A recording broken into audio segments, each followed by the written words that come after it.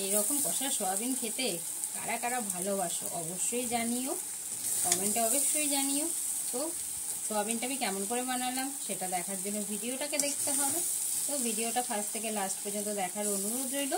ভিডিওটা দেখতে থাকো আর আমার চ্যানেলটিকে একটু সাবস্ক্রাইব করে দিও, ইউটিউব চ্যানেলটিকে। আর তাহলে চল দেখা যাক সয়াবিনটা আমি কী করে বানালাম। নমস্কার বন্ধুরা, শোভা কিংসু ব্লগসে আপনাদের জানাই স্বাগত। আবার আজকে একটি নতুন রেসিপি নিয়ে চলে আসলাম। আজকে রেসিপিটি আমরা করব সোয়াবিন। সোয়াবিন তো অনেকে অনেক রকমভাবে রান্না করুন, তা আমি আজকে একটু অন্যরকম রান্না করছি। তাহলে ভিডিওটা শুরু করা যাক। ভিডিওটা আপনাদের ফার্স্ট থেকে লাস্ট পর্যন্ত দেখার অনুরোধ রইল। তো সোয়াবিনটা আমরা প্রথমে সেদ্ধ করে নেবো। কড়াইতে দিয়েছি গরম জল। আমি এখানে 100 গ্রাম সোয়াবিন নিয়েছি। সোয়াবিনটাকে জলে একটু সেদ্ধ করে নিই। তো সোয়াবিনটা আমাদের সেদ্ধ হয়ে গেছে। সোয়াবিনটা এবার আমি দেখুন কতটা ফুলে গেছে। সোয়াবিনটা এবার আমি ঠান্ডা জল দিয়ে একটু ঠান্ডা করে নেবো। ঠান্ডা জলে দিয়ে দেবো নাবিয়ে। ঠান্ডা জলের মধ্যে ডাইরেক্ট দিয়ে দেবো।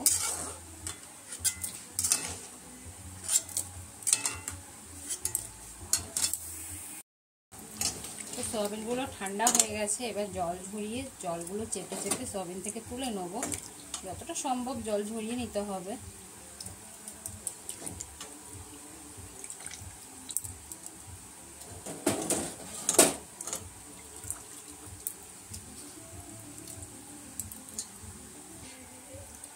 জল ঝরিয়ে নিলাম সয়াবিনগুলোতে। এবার কিছুটা মশলা দেবো, কিছু মশলা অ্যাড করবো। এর মধ্যে দেব 1 চামচ মতো রসুন বাটা,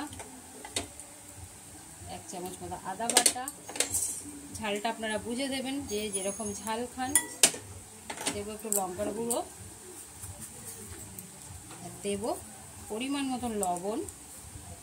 আমি সয়াবিনটা ভাজবো না, আজকে কষিয়ে রান্না করব।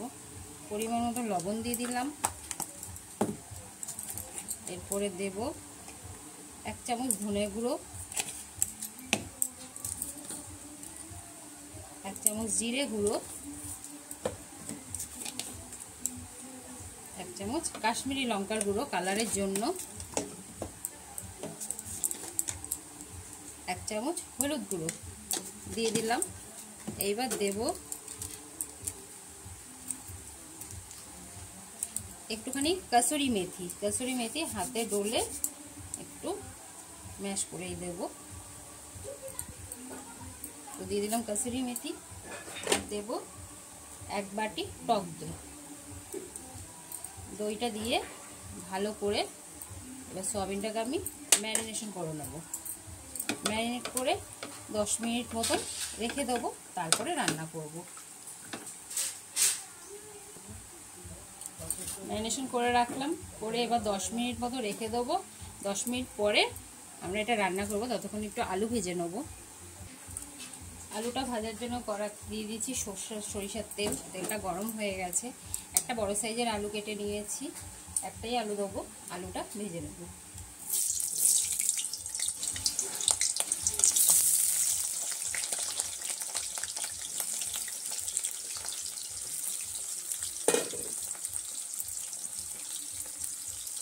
দিয়ে দেবো একটু হলুদ আর সামান্য একটু লবণ দিয়ে আলুটাকে ভালো করে ভেজে নেব।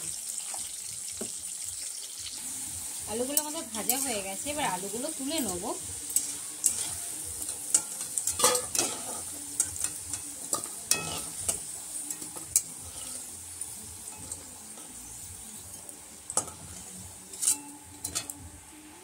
আলুগুলো তুলে নিলাম। তেলের মধ্যে আমি একটুখানি দিয়ে দেবো ঘি, তাহলে ফ্লেভারটা খুব ভালো আসবে। 1 চামচ মতো ঘি দিয়ে দিলাম।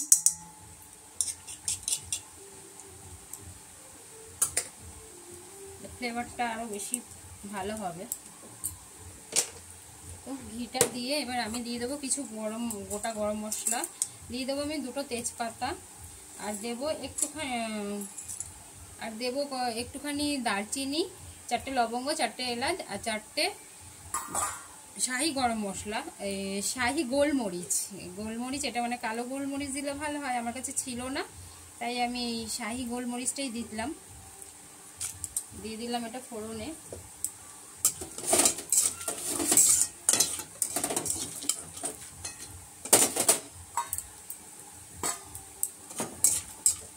গোটা মশলাটা ভাজা হয়ে গেছে, এবার দেব কিছুটা কুচানো পেঁয়াজ।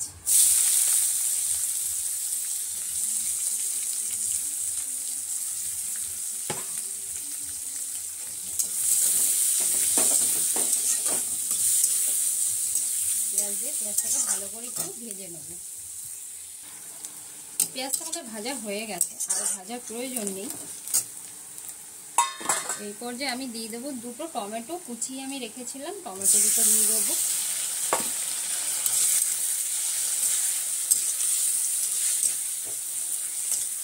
টমেটোটা দিয়ে দেবো সামান্য একটু লবণ, যাতে টমেটোটা তাড়াতাড়ি সেদ্ধ হয়ে যায়। খেয়াল রাখতে হবে, সয়াবিন কিন্তু ম্যারিনেট করার সময় লবণ দিয়েছি, লবণটা বুঝে দিতে হবে। টমেটোটা আমাদের সেদ্ধ হয়ে গেছে, টমেটোটা আমি কিছুক্ষণ কষিয়ে নিলাম। এবার আমি দিয়ে দেবো একটুখানি হলুদ দেবো। লবণ তো দিয়েই দিয়েছি আগে, আর কিছু মশলা দেবো না। এবার আমি সয়াবিনগুলো এতে এবার ঢেলে দেবো, দিয়ে একটু কষিয়ে নেব। ঢেলে দেবো সয়াবিন।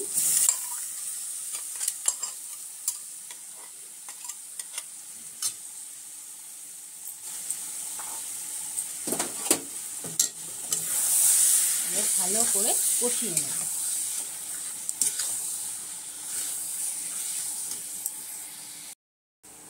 তো দেখা যাক, সয়াবিনটা কষাতে বসিয়েছিলাম, কি হচ্ছে। সয়াবিনটা অনেকটা কষে গেছে, জল ছেড়েছে। আমি এখন অবধি কোনো রকম জল ব্যবহার করিনি, এবার এখনো জল ব্যবহার করবো না। আর একটু কষবে, আর একটু কষে নি, দেখা যাক পজিশন। সয়াবিনটা আমাদের কষে গেছে, দেখুন একদম শুকিয়ে গেছে, কোনো জল নেই। এই পর্যায়ে আলুটা দিয়ে দেবো। আলুটা দিয়ে মিশিয়ে একটুখানি জল দিয়ে দেবো।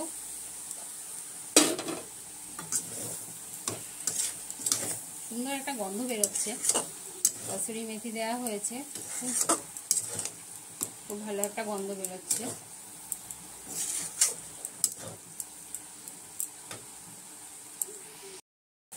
তো সয়াবিন আর আলুটা ভালো করে কষে গেছে, আমি পাশে একটু গরম জল বসিয়ে দিয়েছি। এবার একটু গরম জল দিয়ে 5 মিনিট মতো ফুটিয়ে নেবো, তাহলেই কমপ্লিট হয়ে যাবে আমাদের সয়াবিন। দিয়ে দিচ্ছি গরম জল, আর দেবো না।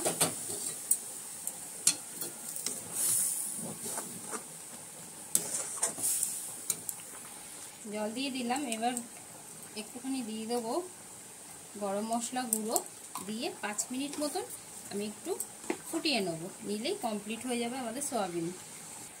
তাহলে চলুন দেখা যাক। 5 মিনিট মতন ফুটিয়ে নিয়েছি, এই যে আমাদের সয়াবিন কমপ্লিট হয়ে গেছে।